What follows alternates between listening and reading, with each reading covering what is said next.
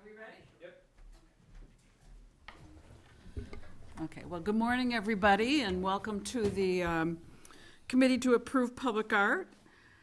And we're here to talk about the public art project for the farmhouse. And we'll start out with a roll call, and then I'm going to ask everyone to just take a turn to introduce yourself and say what your capacity is in serving on this committee. So, James, would you take roll call, please? Okay. Barbara Hirsch. Here. John Merck. Here. Put your button in. Michael Addison. Here. Marcy Tosher. Here. And Christine Golden, Chair. Here. Okay, so Barbara, why don't we start with you and just a few seconds of. I am an invited member of the CAPA group, and I am an ex-member of the Arts Commission, and of, in particular, the Public Art Group. I'm John Merck. I'm the chair of the Planning Commission, and I'm the Planning Commission's representative to the Public Art Committee. I'm Michael Addison. I'm the chair of the Arts Commission. Oh, Marcy Tosher. I'm a member of the Arts Commission. Okay, and the committee to approve, the Public Art Committee of the Arts Commission. And I'm Christine Golden. I'm chair of this committee and a member of the Arts Commission as well. We want to welcome all of you. And we're just going to start out with your presentation. And I think that we can do that, James, right away. And then at the end, we'll see if we have any questions for you. Okay. I think I know everybody. Nice to see you all again. I'm Cindy Frings, a public art consultant.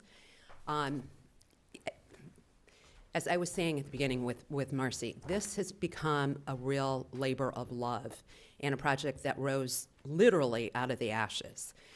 So we started in December with a number of different things. I'm here with Alex Kim and artist extraordinaire Ryan Lang with a number of different things. What was going to be the best way to serve that property? A sculpture, a water feature, a garden feature, or whatever. But the feeling was with the fire that there was something that needed to be memorized as part of that.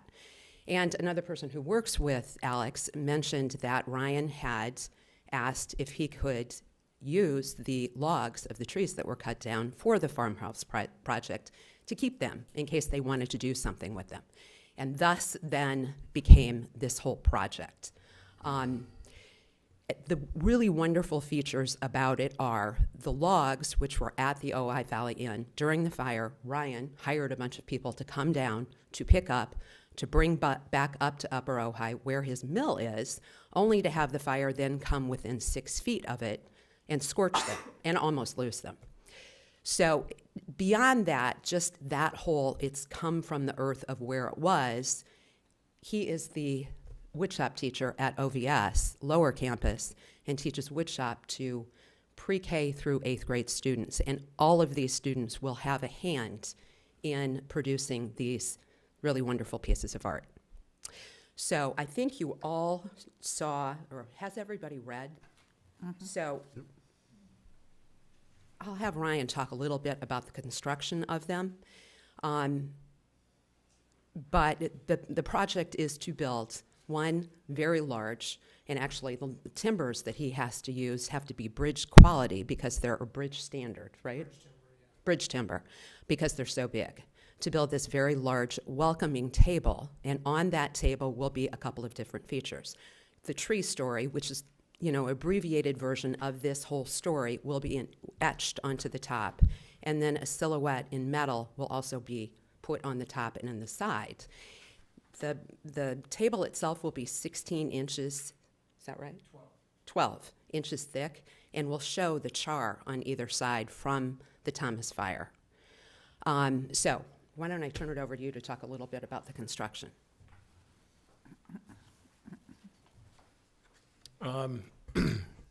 With the logs being so large. Ryan, why don't you state your name into the record for the, Okay. Thank you. Ryan Lang, artist. So the logs are, it's all based on how large the logs are. So you're dealing with the timber that you have. Obviously, they're not wide enough to do one single slab for one giant sculpture. So we will join them.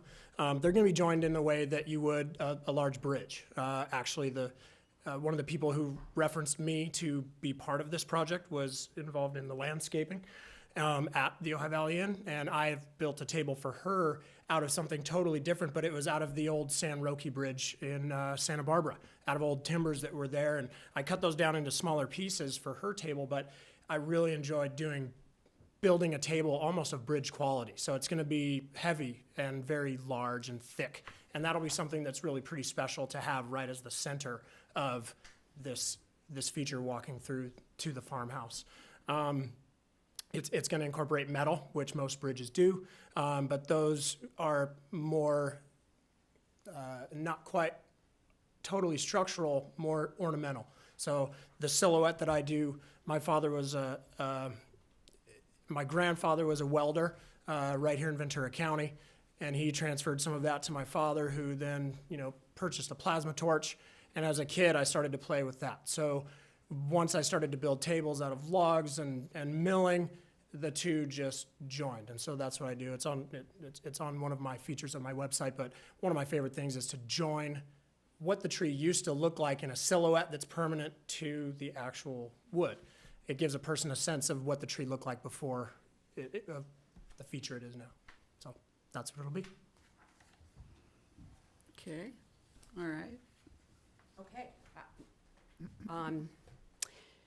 I think that's really all we have to say, and probably best now to open it up for questions, if there are questions. Okay, let's do that then. Why don't we start with Marcy, and if you have any questions, want some more detail. I just want to say before we do that I appreciate that you have given us a very complete packet here, and it was really interesting to read the story of how this came about, and also Ryan's background, and he grew up in the Ojai Valley, and that he's been devoted to nature and trees in particular. So it's just really compelling to read all of this. And one of the things that you didn't say clearly, which I think is important, is that this metal piece is a silhouette, and I think you're calling it the ghost tree? Or a spirit. Yeah. Or spirit tree, which is just so delightful that you've added that aspect to it. So really appreciate the work that's gone into this, and I know a little bit of the backstory from having spent some time with Cindy, and bravo for keeping at it. So Marcy. You know what? I have one thing to add. I'm sorry. Mm-hmm. One of the things that we discussed the other night at a meeting at the end was potentially to professionally film this whole process as Ryan is making them, which hopefully will be available, I'm sure, with the inn, but maybe that could be made available. Oh, that'd be fabulous. To us, yes. I mean, maybe we could even put a portion of that up on our Arts website, Commission yeah. website. Should be, and especially if you're filming the part where the students are working with you on some of the sanding, and I think that people would find that to be pretty interesting. Well, and Nancy Crown asked Ryan if she and her husband could come to the school and observe and participate with the students as they were doing it. That's terrific. You took away my comment. Because I think that the documentation of this is an essential part of the project. I'm sorry I didn't say that was yes. I'm sorry I didn't give you the chance to have that comment. Good point. Yeah. Okay. I'm just looking at the application and the list, the laundry list of everything you need to provide. It's not checked off, the narrative statement to demonstrate that the artwork will be available to the public and during, or otherwise accessible, so maybe you can give us the verbal of that. Maybe Alex can address that. Yes. And if I could just add real quick, I know the location was discussed in here, but I know that that's been a big question, and I figured we'd want to get into that more at the meeting, so. Good morning. My name is Alex Kim, Managing Director at Ojai Valley Inn. So the location we picked is actually pretty bold. That's the entrance into, over 30,000 square feet of space, which is the farmhouse. So as you park in the parking lot, you walk up through the olive trees, and then first thing you're gonna see when you enter the courtyard is this table. And then after that, this courtyard is actually open to public. This is actually right on the driveway toward the spa. So any guest can actually walk right in. And this will be very inviting space. Everything is open, very large doors, even to the buildings. They will, most of the days, it'll be open. So you can actually walk through, stroll. There will be events held for public events like Easter celebration, brunch, things like that that'll be held. So you will have, this area is, built for guests to be able to walk in. Also, the inn, as you can see, anyone can walk in. You can go to Jimmy's or any restaurants. So we always welcome locals. We want locals to be there. So we'd love for the locals to be able to enjoy the space as well. Thank you, Alex. Following up, how many feet between approximately the table and the official entrance to the farmhouse? From the distance from entrance to the table, No, from the table to the entrance of the farmhouse. I have to look it up. Okay. I'm wondering to what extent, you haven't had any events there yet, but to what extent this table will be made available for decorations or wedding gifts, or is it off limits?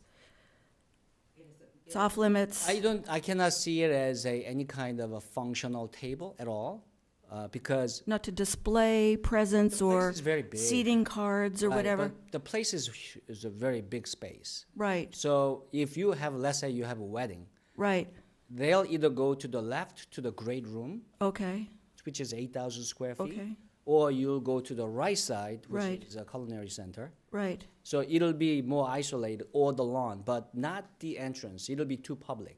You will feel too public to do anything Okay, there. so it will be communicated then that this is public art and it's not a functional piece? Absolutely. We'll communicate that, but it'll be redundant because it is actually big space. So as soon as you walk in, It'll be obvious that, it's very, very obvious. So that you it's not a walk in, functional piece? Maybe 6, 7 steps, Right. the table's there. Right, So I don't think anymore, from my experience, I Right. mean, actually I worked in a banquet and catering business for over 10 years. And so I used to sell weddings myself. And no brides will want to put anything there. okay. The voice of experience. If my daughter was In getting case the married, gifts get legs. you don't want to do that. Okay, likewise, the benches, Mm-hmm. will those be kind of, how do you envision the benches then? Benches Do you actually- anticipate people will sit on them, or? Benches would be actually a good place to sit, actually. It's meant for guests to be able to sit down. Okay, Unfortunately, the area we have benches, it'll be more used for looking at it as you enter, because it's first thing you're gonna see. So I don't think anyone would want to sit down, but some guests may sit to rest. right, right. But I don't have a it'll be problem with that. used, but not often. Right, okay. That they'll admire it and, yeah. Cindy, when you right, speak, you've right. got to come up to the mic. But just, I know, a little No, bit no, of a no. pain there to do that. And then, okay, the maintenance. So every year or two, you want to address the maintenance of the pieces? Well, the table itself is going to be allowed to weather. That's why it's so thick. It's not, if you've seen redwood, coastal California redwood, that's what's all over the barns in California. And it, excuse me, it gets a beautiful patina. So we want that table to be that way. It's going to be so thick and so off the ground that it's not going to be destroyed by the weather. It'll last for generations. The benches themselves will probably need, simply because somebody might, as Alex said, sit down occasionally, they will be lightly oiled. That's it. Is there a particular kind of oil that we can specify in here? We could, Or does it matter? You mean on the benches? On the benches. Yeah, on the maintenance Benches. plan, is there Yeah, a particular I can oil? specify an oil. Yeah, whether that would it's- be good to do so that the Okay. right oil is used, because Sure. you never know. Oh, for sure, yeah. As long as it's clear that it's not limited to that if the technology changes. Obviously, you Sure. don't want to lock into an oil that might be out of date in 5 Right, years. or high VOC or whatever. Right, so you not know, we- necessarily a right. brand, but more like a Right. type, right, Yes. okay. Yep, no problem. Thank you, Ryan, what is your artistic vision for the ghost tree and the metal embellishments? Do you want those likewise to patina naturally? Actually, excuse me, the metal itself, if I left it untouched completely, would be pretty rusty. So I put a clear finish that doesn't give it a look of being finished, but it also does protect it so it won't rust over time. And how That's the thing often, right, how often should that be reapplied? That's actually long lasting. Yeah, so maybe every 5 years, if that. Okay, so we'll include that in the maintenance Sure. plan as well. Just so we would ask the inn to make sure that you have any details you need so that it's cared for correctly. Sure. And communicated widely. That's all I have, thank you. Okay. Barbara, Is there a specification that the maintenance manual has to be in place before any final payments or anything like that is? well, this maintenance here, which is on, the pages aren't numbered, but I think it's the second or third page, would suffice. We're just asking for it to be expanded a little, to include some specifics on there, and that can be done and then resubmitted, just, as I said, the type of oil and a little more detail on that, so that if you're not around, if Cindy's not around, if Alex isn't around, anyone could pick it up and understand what has to be done, because that's the purpose of having a written maintenance plan. Yeah. Is that what you meant, Barbara? Yes, yeah. No problem. It's just such a beautiful story and so appropriate for the Ojai Valley. As I said, the addition that I was going to make was that the documentation, filming or photographing the making of the piece would really add to it. And that's the suggestion that I was going to make. Yeah, it's funny that you say that, because I've wanted to do that so many times in making pieces myself, and I really haven't had the time or the scope like this to do that. And so it seems very fitting to be able to use this particular one, because it ties so many things in the valley together that it kind of makes sense. It'd be great. Good. Well, I hope it happens. Yeah, let's get that documented. He already has quite a few photos taken of picking up the logs, that whole process, correct? So, yes. Here, I'm sure you're going to ask the next question. Anything else, Barbara? The sense of community of using the logs, I think is just really important, and it has been done. I mean, in many places. One thing I'm thinking of is in England. There was a one tree project. I couldn't locate the book. I have it. Do you know that I know that, yeah. project? Uh-huh. Okay. A little And bit. I've worked with Woods Davey, who is a sculptor in Los Angeles. When I lost a large tree when I was living in Brentwood, I offered him the tree. And so he used that in a sculpture that he was making. I don't know which one, but it's just a wonderful feeling that you get from that. And I know that that's going to happen for so many years to come. Yep. And the thickness of the wood will just add so much to it. Yeah, it's very rare to have wood that thick. It just doesn't exist. John? I'm happy. You guys answered all my questions, so. I was mostly concerned about public access. It sounds like public is going to be able to wander in there whenever they need to. and then about maintenance, because it's all outside, but we're just going to let it weather, basically, and then, so I think that'll be fine.